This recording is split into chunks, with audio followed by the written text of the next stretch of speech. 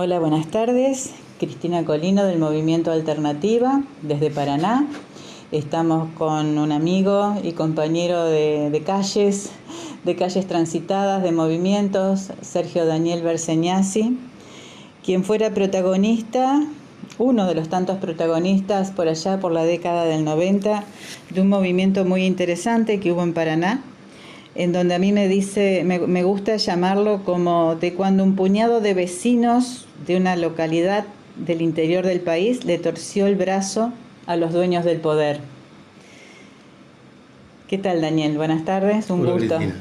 Igualmente. Para hacer una historia cortita de aquel momento, para no irnos tanto en detalles de lo que pasó y para poner en antecedentes a los que nos escuchan de qué fue lo que pasó en aquel momento. Sí, bueno, a nosotros nos llegó en marzo del año 96 la noticia de que había sido declarado de interés nacional la construcción de una represa a la altura del Paraná Medio, a la altura de acá cerca de Paraná, en una isla del Chapetón, tomando como línea del Chapetón una isla que era atravesada por una futura represa, un paredón, un murallón, que obligaba por el bajo nivel de la costa santafesina a elevar en un albardón toda la costa por cientos de kilómetros para evitar el derrame del agua que se iba a acumular. Bueno, al llegar semejante noticia de represar el río Paraná a la altura del Paraná Medio, inundando 800.000 hectáreas y perdiendo la biodiversidad, la diversidad cultural, la diversidad biodiversa y cultural diversa de toda esta zona, y lo que significaba para la región en la que vivimos, la integridad del río, el agua transitando, llevando, trayendo una modificación sustancial de nuestras vidas y todas las connotaciones que tenía sobre la salud, la política de tránsito, de navegación, de utilización, de vivirlo al río, generó una casi sin darnos cuenta, que en principio en Paraná surgiese una convocatoria entre gente que ni siquiera nos conocíamos, algunos ni nos conocíamos. Nos convocamos en la casa de una futura compañera de una asociación que formamos, que se llamó Asociación de Entidades Ambientalistas de la Cuenca del Paraná. La compañera fue María de Lourdes Cura, de la Asociación Amigos del Árbol, y una veintena de organizaciones, algunas hasta unipersonales, pero organizaciones al fin, y con tránsitos y recorridos en la historia de la defensa de los espacios que vivimos y habitamos. Y así, en esa convocatoria que nos hicimos, frente a ese anuncio de la declaración de interés nacional por parte de los gobiernos, de aquel entonces el gobierno nacional, y los gobiernos provinciales, que iban a estar principalmente afectados o interesados por la represa, que era el gobierno de Santa Fe con el gobernador Obey, y el gobierno de Entre Ríos, que era el gobernador Busti. Ante esa advertencia que hicimos de la sensibilidad diferente que manifestábamos los pueblos o los que integramos esta parte de la sociedad con nuestros gobernantes, nos convocamos, nos juntamos y empezamos a organizar una resistencia al proyecto. A la semana de haber llegado ese proyecto y haber sido anunciado en los diarios de la zona, de la región, con altisonancia y como algo que venía para resolver en aquel momento ya problemas de desocupación y inversiones y riqueza y demás, el cuento de siempre. A la semana se reunía en Buenos Aires creo que 43 o 36, no recuerdo bien, reunión anual de gobernadores del Banco Interamericano de Desarrollo, al final del cual encuentro el entonces presidente del BID, que era Enrique Iglesias, un uruguayo, anuncia que había que invertir en América Latina en los próximos 10 años a razón de 20.000 millones de dólares anuales en infraestructura para la integración regional de Sudamérica. Entre ese anuncio, en donde dentro de las infraestructuras mencionadas aparecían telecomunicaciones, transporte, agua y saneamiento y energía, enmarcamos al principio con cierta tibieza y algunos con alguna duda y otros definidamente entendiendo que estas cosas no ocurrían de casualidad, enmarcamos este proyecto anunciado por el Banco Interamericano de Desarrollo para nuestra región con la represa del Paraná Medio. Claro, para ubicar a la gente estamos hablando de la época del segundo mandato de Menem. Así es. Y del mandato de Bush padre. Así es. Y este proyecto, por lo que tengo entendido, lo estaba manejando Bush hijo. Con Nicholas Brady, el del Así plan es. Brady. Fueron los que vinieron a traer el proyecto al escritorio de la Presidencia de la Nación y consiguieron la Declaración de Interés Nacional. Y ahí es donde comienza una historia que fue, creo yo, extraordinaria por la capacidad que expresó. No una ciudad, no fue una localidad, fue una región. Porque ahí se conformó lo que después tuvo mucho más cuerpo, la Asociación de Entidades Ambientalistas de la Cuenca del Paraná, pero que fue sumando y fue recibiendo adhesiones de gente de la ciudad de La Paz, en provincia de Entre Ríos, gente de la ciudad de Santa Elena, gente de la ciudad de Diamante, gente de la ciudad de Victoria, gente de la ciudad de Santa Fe, gente de la ciudad de Emilia, San Javier, toda la costa santafesina, Goya, en Corrientes, Esquina, se fueron sumando.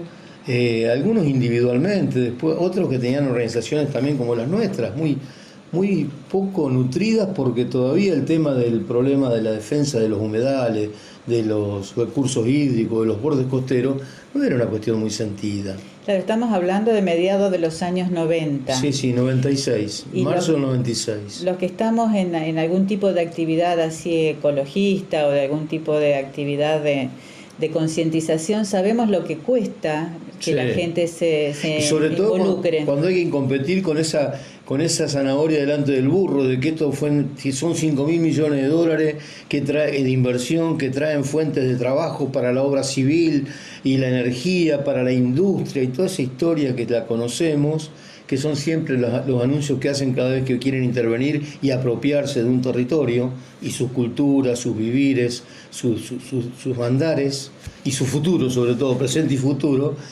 ¿Cómo lograron la unión? ¿Cómo lograron ese trabajo en común unión que les dio un fruto muy espectacular? Bueno, ¿no? Al principio íbamos corriendo de atrás, porque la sociedad, ante el anuncio de inversiones para este modelo incorporado como paradigmático en las sociedades que vivimos, las inversiones parece que son el motivo por el cual vale la pena vivir. Y en realidad las inversiones dependen qué. Claro. La inversión en sí misma no dice nada. Y además la fuente de trabajo también es un invento que tuvieron desde mucho tiempo para convencer a quienes en la necesidad de trabajar son seducidos por este tipo de procesos, porque en realidad no vienen a dar trabajo, sino a apropiarse de territorios y su vida. Así que, ¿cómo se consiguió? Progresivamente, un trabajo muy generoso de mucha gente, de los estudiosos, Juan de Dios Muñoz, que fue el que dio la primera charla en el Círculo Médico de acá de Paraná, con presencia de muchos estudiantes secundarios y universitarios, muchos, estaba colmado. ¿Se trabajó mucho en las escuelas?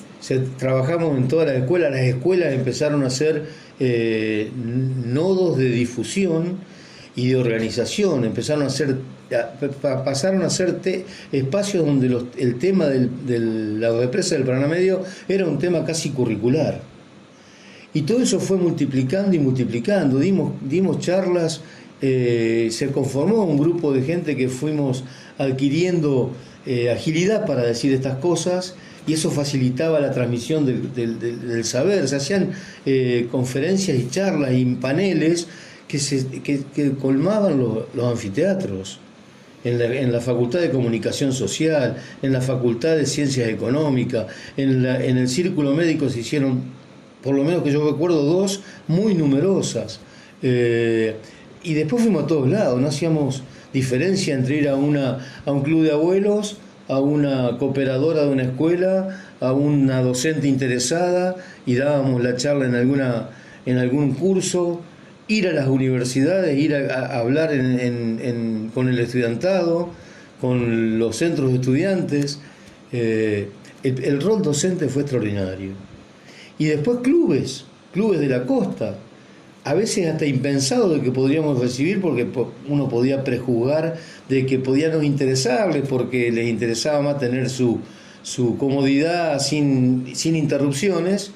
Bueno, interrumpieron sus comodidades aparentes para defender el río, porque el Club Náutico, que es un club aparentemente de poca preocupación social, entendieron que estaban afectados y estaban siendo involucrados en un problema que no tenía certezas de futuro de lo que podía pasar. Entonces fue conformándose un conglomerado social en un momento histórico dado, en una advertencia a la vez en común que fue construyéndose progresivamente. Los pasos dados por la política fueron dubitativos, no habrían mucha expectativa en lo que podían decir y hacer. Mandó el gobierno nacional a un representante del gobierno nacional a convencer en el Teatro 3 de Febrero, en un auditorio muy numeroso, de que las bondades del proyecto, y lo vapuleamos con información. Y ahí fue donde ubicamos geopolíticamente el problema. Porque habíamos tenido, no sé qué pasó, que mi mamá lo hizo esto, hizo un recorte de un diario de Paraná donde decía: alientan el traspaso de la industria sucia al tercer mundo. Era un recorte de diario de febrero del año 91, 92. ¿Y la industria sucia en este caso cuál hubiera sido? ¿Cuál sería? Las que fueren. Para la industria, para industrializar territorios a la manera de ellos, industria minera, la propia industria transformada o desdibujada con el nombre de agricultura, pero son agriculturas industriales, precisan de espacios donde se producen los fertilizantes, donde se producen los agroquímicos, son todos demandantes energéticos. Entonces, aquella declaración que había hecho en marzo del 96, a una semana del proyecto de represa, llegado, el presidente del Banco Interamericano, en el propio título que el diario de Paraná le puso a la nota, era: hay que invertir en infraestructura para la integración regional de Sudamérica. Las primeras letras de cada uno de ese título es IRSA. Ajá. IRSA, Infraestructura para la Integración Regional de Sudamérica. Bueno, el proyecto IRSA tomó forma y se consolidó a partir del año 2000 en muchos lugares de América del Sur, inclusive con gobiernos progresistas. ¿Por qué? Porque habían logrado convencer de que la integración, eso que llamaban integración, en realidad era una enhebración de distintos puntos necesarios de contactar entre sí a través de medios de transporte, de puertos, de corredores bioceánicos, etcétera, para la expoliación territorial que se tenía en mente de parte de los poderes centrales que necesitaban en nuestro territorio los recursos que nuestro territorio disponía para lo que ellos entienden por recursos y como necesarios. Y esto que pasaba en América del Sur, para poder entenderlo y coordinarlo o conjugarlo con esto, era preciso esa declaración, ese recorte de diario, que tuvimos qué sé yo, esas cosas que pasan, de que pasara, y es que lo guardamos.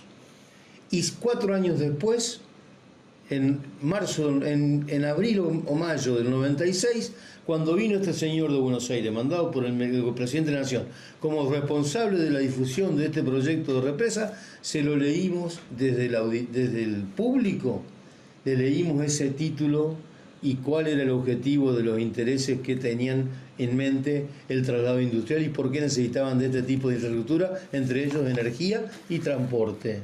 Claro, por lo que querés decir es que todo esto no es algo que surge de una idea que vamos a hacer, qué podemos hacer y vamos a hacer una represa en el paramedio, no, sino que forma parte todo de un plan mucho más centralizado. De extracción de recursos, territorialmente necesitan nuestros territorios. ¿Y por qué lo decimos?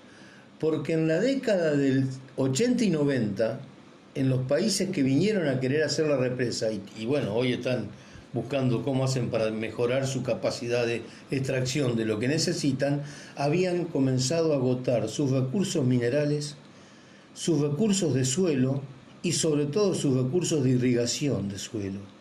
Porque el principal acuífero que proveía de humedad para darle el 25 a 30% de la producción de grano a los ganados de feedlot de los Estados Unidos para sus hamburguesas salía del acuífero Galiala, que es un acuífero que por la explotación a que se lo sometió para darle humedad a las planicies centro-oeste norteamericanas, estaba a punto de colapsar y le quedan 10 o 15 años ahora. Y estos planifican el futuro, claro. Estos saben a dónde tienen que ir. Entonces, cuando estudiamos qué de lo nuestro necesitaban, surge con mucha claridad que lo que necesitaban, sobre todo, era el agua para esa explotación. Y como no la tenían en sus territorios, venían a producir granos en el nuestro, con la humedad que el nuestro tiene, a costa de poder perder esas humedades. Y si somos capaces de seguir viendo la vinculación de una cosa con otra, en el año 96, justo cuando estaban aprobando el proyecto de represa del Paraná Medio para este traslado industrial anunciado 4 años antes, en el año 96 se aprobaba la soja transgénica en Argentina. Claro. Y a los 4 años pasamos a ser casi los principales productores de soja transgénica en un territorio en donde Brasil no lo tenía aprobado. Entonces, ¿qué es lo que se hizo? Le metieron soja transgénica a Brasil, al sur de Brasil, de contrabando, hasta que no pudo Brasil negar la existencia de sus campos invadidos por soja transgénica y pasaron a ser también principales productores de Sudamérica junto con Argentina. Volviendo a esta historia del Paraná Medio, que por lo que vos me estás contando, se pudo frenar gracias al trabajo en equipo, a la concientización y a un montón de factores que se fueron confluyendo. Sí. Terminó bien, terminó con una ley antirrepresas, que parecía como que fue una victoria, ¿no? Sí, claro. Fue una victoria en ese momento. Fue una victoria para el pueblo en ese momento y fue un premio para todo el gran trabajo que hicieron. Hoy por hoy, con todo lo que está pasando en el Paraná, con la hidrovía, la mal llamada hidrovía, con toda esta historia de las empresas que se quieren apropiar, ¿ves que puede haber una continuidad, hay un hilo conductor en todas estas acciones que pretenden los dueños del poder, los dueños del dinero, o son hechos aislados? No. En primer lugar, nosotros con la ley que logramos de antirrepresa en la provincia de Entre Ríos, no le permitimos a la altura del tramo de Paraná Medio a ningún proyecto futuro modificarlo, salvo que modifiquen la ley. Ni el Paraná, ni el Uruguay, ni el Gualeguay. Ni el Gualeguay. Pero en principio, hablando del Paraná, a la altura de Entre Ríos no lo pueden hacer. Entonces el proyecto de represar el río, que por lo pronto, mientras tengan esta ley, no pueden hacerlo, lo trasladaron a la zona de Goya y hay un proyecto dando vuelta de represar al Paraná a la altura de Goya. En la provincia de Corrientes, creo que enfrente de Goya está San Javier o algo por el estilo, en provincia de Santa Fe. Es decir, que esto lo siguieron diciendo inclusive gobiernos populistas. Populares. Creo que debido alguna vez había reflotado el proyecto del Paraná represado a la altura de Goya, porque no podían en Entre Ríos porque tienen esta ley.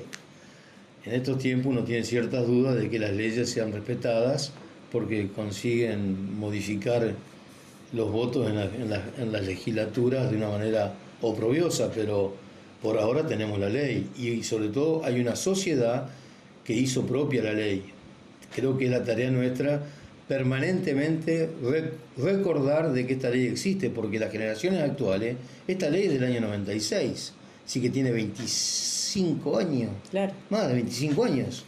Hay generaciones que, la generación actual, joven, ni sabe de la existencia de la ley. Creo que esa es una de las tareas que tenemos por delante. Creo que era de 1997 la ley, así que más de 27 años, claro. Sí, tuvimos 1 año y medio trabajando para modificar el voto dentro de la legislatura. Esa es otra pregunta.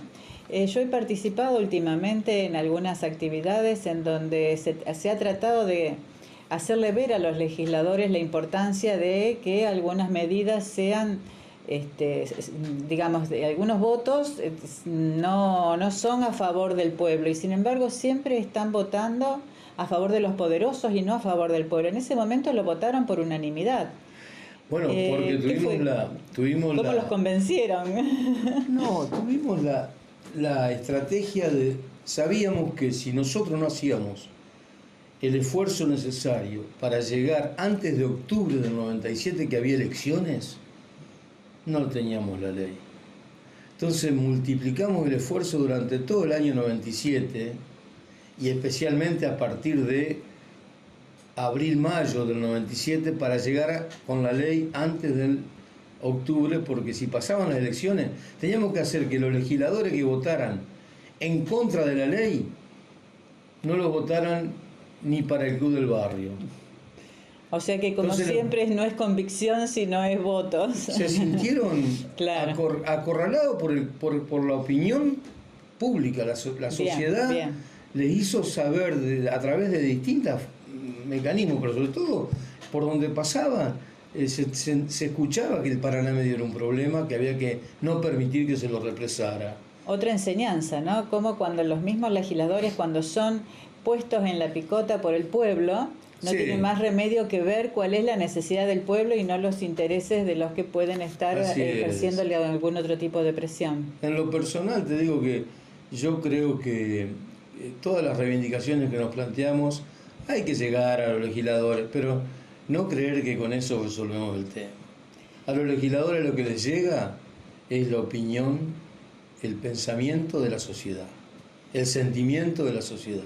Si la sociedad le hace sentir su sentir a los legisladores y le hace sentir que de no ser escuchado ese sentir de la sociedad, los legisladores dejan de ser los legisladores, perfecto. No pasaría nada. Por eso yo soy, en mi caso particular, en la organización que yo participo, que es el Foro Ecologista y el colectivo Basta es Basta por Entre Ríos sin agrotóxico, creemos necesario el trabajo, el esfuerzo, el que alcancemos a tener y que nos dé para que nuestra sociedad reciba información y tome partido a partir de la información de la defensa del territorio y de las condiciones de la vida del territorio para el presente y el futuro, para que sepan que lo que está pasando en la política surge o pasa porque la sociedad quiere que pase. En este momento que se está luchando por la soberanía del Paraná, desde otro lado, ¿crees que están dadas las condiciones para poder reeditar algo de lo que se hizo en aquel momento? Yo, creo que es necesario intentarlo y reconocer cuáles son las fuerzas que tenemos para ese intento, y donde veamos que tenemos lados débiles, apuntalarlos, intentar apuntalarlos, volver a tener la capacidad que entonces tuvimos de reconocernos diferentes, pero en un momento crucial común, a pesar de las diferencias, con los que sabemos que pensamos distinto en tantas cosas, nos movilizan cosas distintas, expresamos pensamientos y manera de convivir y convivir la sociedad distinta, pero frente a algo tan importante y trascendente como es un hecho vertebrador como es la existencia de nuestro río, como parte de nuestra propia vida. El río no es el río como tal el que miramos desde la barranca, el río somos nosotros. El río lo llevamos dentro, nosotros llevamos entre el 70%, según uno u otro organismo, y el 80% de agua en nuestros cuerpos. El río, ahora que estamos hablando, una partecita de ese río está en nosotros, está dentro nuestro en este momento. Vos, yo somos portadores del río acá adentro.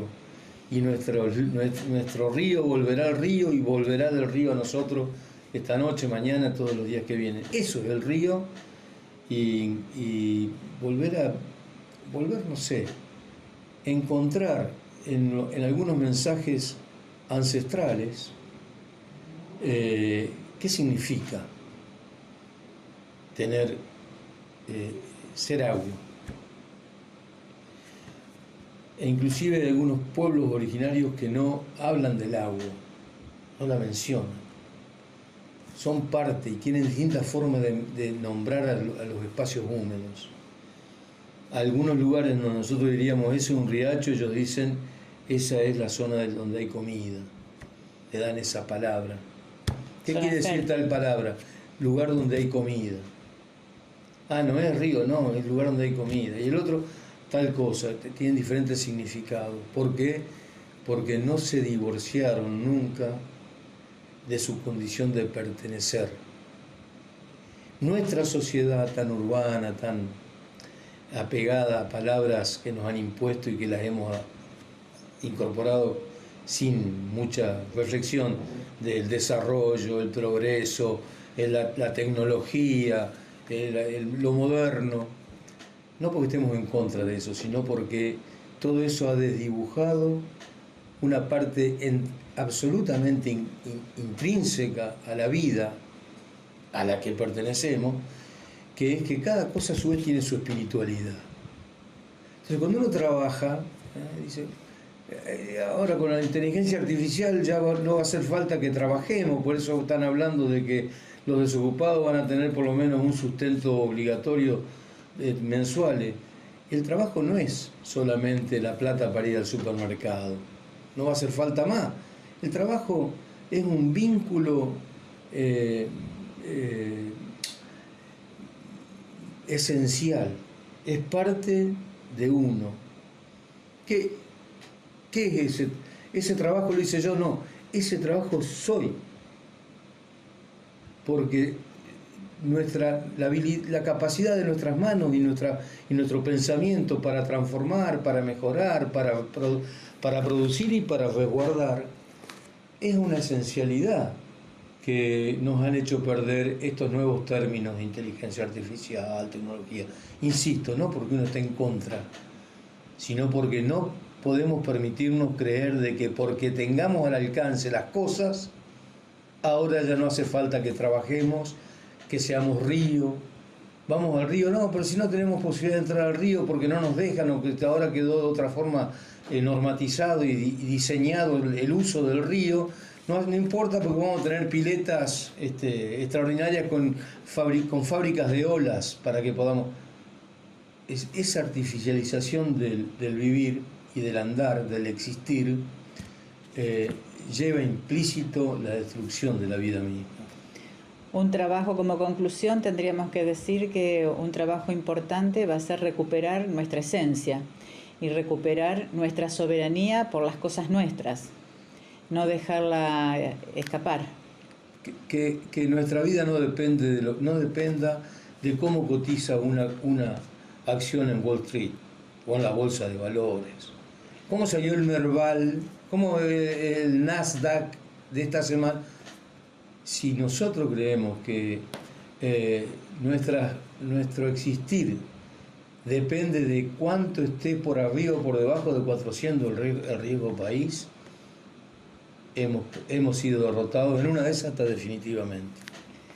Daniel, por hoy lo dejamos acá, pero te invitamos a que sigas con nosotros charlando de tantos temas de los cuales en privado hemos estado charlando, de tus otras actividades, de la lucha por los agrotóxicos, que tanto daño hacen a la salud, de lo cual sabes un montón. Y bueno, nuestros micrófonos están abiertos para todo lo que quieras decir y todas las actividades que quieras promocionar, de las cuales participás, que sabemos que son un montón.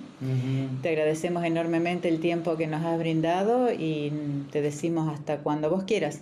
Bueno, muchísimas gracias. Muchas gracias, Cristina, a ustedes, a nosotros.